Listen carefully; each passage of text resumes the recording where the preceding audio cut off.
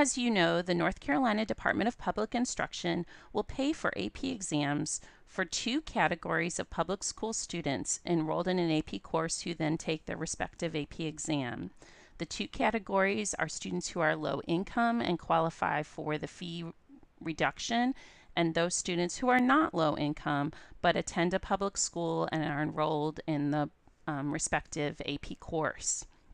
Please note that the North Carolina Department of Public Instruction will not pay for AP exams taken by private school students, homeschool students, or students who were not enrolled in the AP course in which they took their exam. The following webinar will go through the process of submitting your AP exam invoice so that your district will get their exams paid for by the state. Step 1 is to log in to the AP exam ordering website at the URL you see here. That is collegeboard.org/AP ordering. You can then sign in where the red arrow points on the sign in button.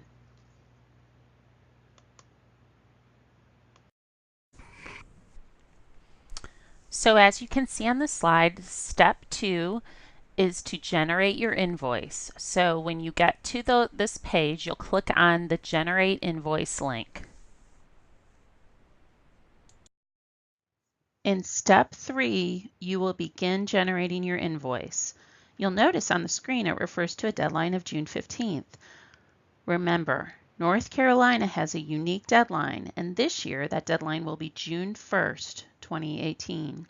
It is very important to understand that if your schools do not adhere to this deadline and get their invoices in by June 1st, as required by North Carolina Department of Public Instruction, your district will be in jeopardy of being responsible for your school's AP testing fees. The state will not pay if your invoices are not submitted electronically by June 1st. The reason for this earlier deadline is that the North Carolina Department of Public Instruction has to have time within their current budget year to get these invoices paid, and so that backs up our deadline just a little bit in our state. So please be aware this is unique to North Carolina. Despite what you read on public websites, that is our deadline. So step 4 is to enter your used and unused exam quantities. Once that data is entered, you'll click Next to move to the following page. But this page you'll fill in just like you have in the past. You'll enter how many exams you used and how many of those exams were not used.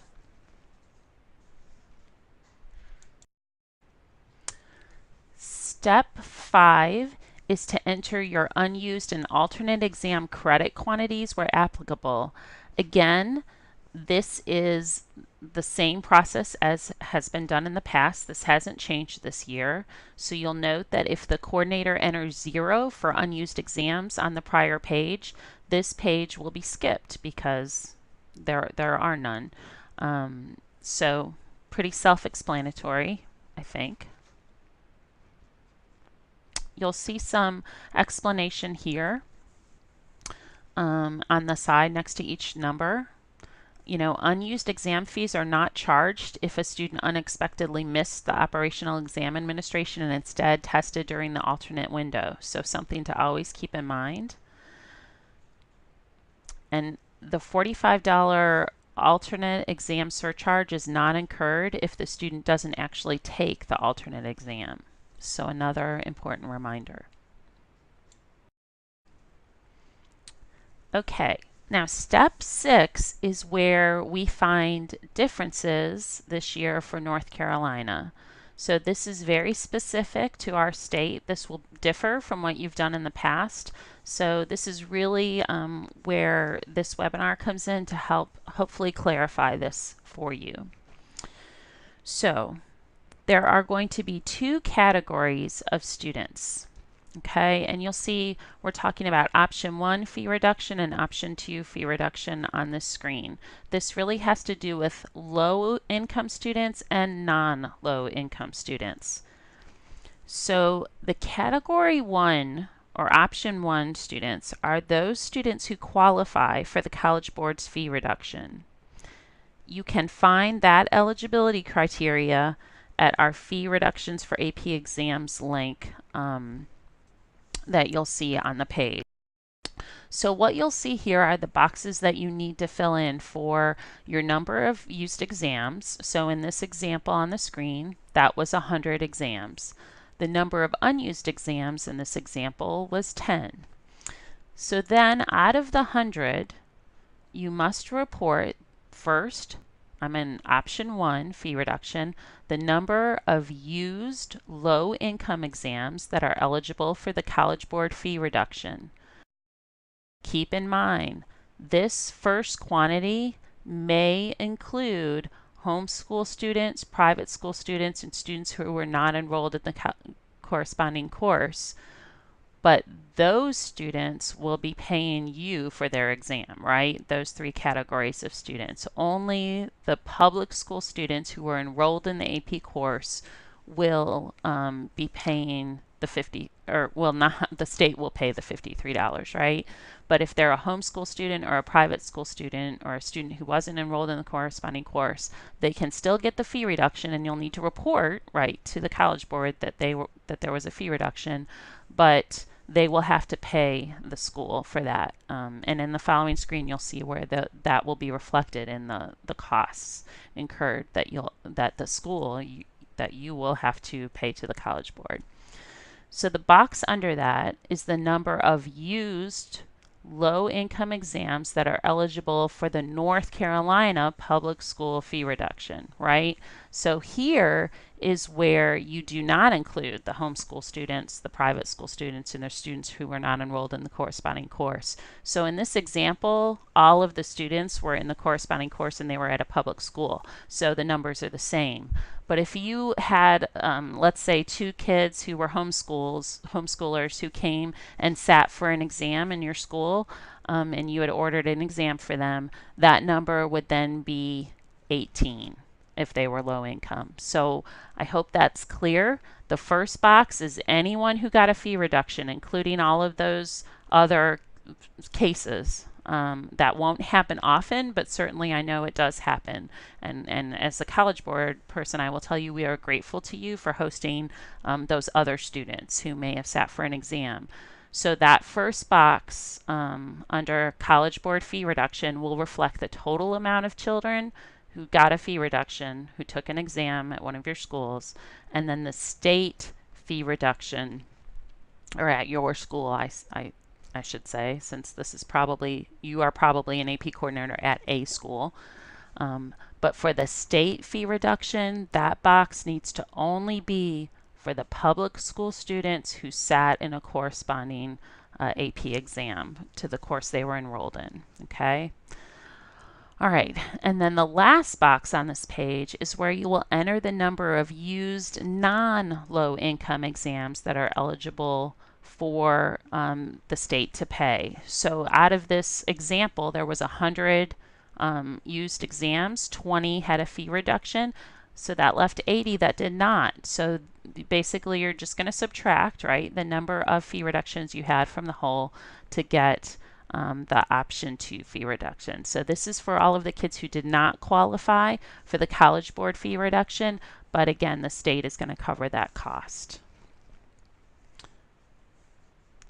Please note in red it says here, the quantity entered here in this last box will also be used to determine the number of exams eligible for the $9 per exam North Carolina school rebate. So for the students who are non-low income in option 2, the state of North Carolina will pay $94 per exam, which is the total cost of an AP exam this year, with $85 being paid to the College Board and $9 being returned to the school in the form of a school rebate, which is shown here in red. Step 7 is to review and submit your invoice. The first thing you'll want to see is that you can edit your invoice at any time using the button that says Edit Invoice at the top of the screen. Once you've looked over your invoice and reviewed it, if it looks correct, you can submit it where it says Submit Invoice. Again, a reminder, it is required in North Carolina that you submit this final invoice by June 1st, 2018, if you wish for North Carolina DPI to cover the cost of exams for your public school students. North Carolina DPI has told us that if you submit your invoices after June 1st of 2018, it is likely that your district will be required to cover those costs.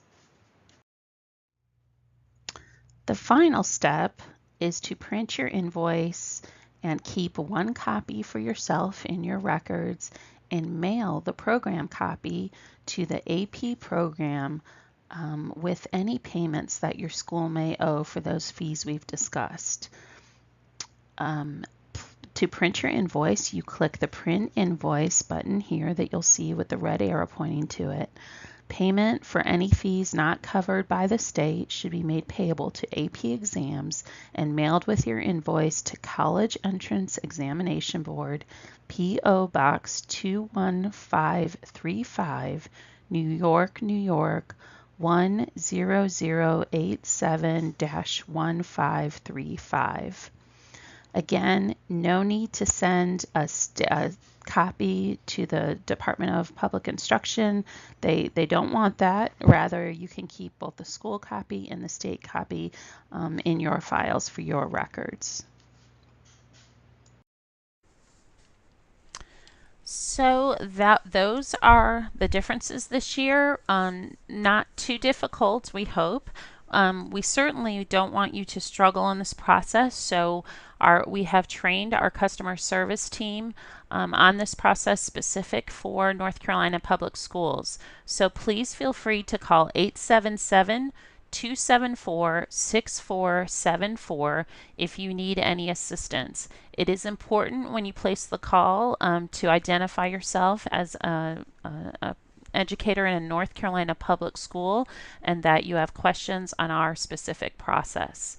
We want to thank you for all the work you do to support your school's AP program. We could not do this work without you. You are such an important partner to all of us in the College Board, and it's just our pleasure to work with you. So please let us know if we can be of any assistance. Thank you.